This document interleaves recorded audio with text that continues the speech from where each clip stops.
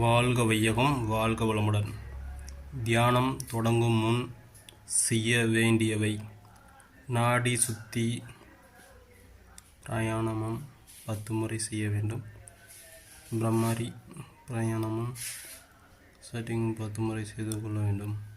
அமர்ந்துள்ள இடத்தை சுற்றி நல்ல தெய்வீக ஆற்றலை திரும்பின இடத்துல தெய்வீக ஆற்றல் உடலிலே உயிரிலே அலை அலையாக பாய்ந்து இருப்பதை உணர்கிறோம்.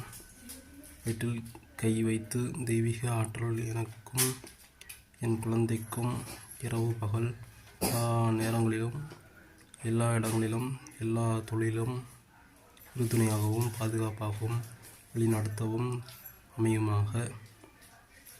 அன்னையும் வணங்குவோம், தந்தையும் வணங்குவோம்.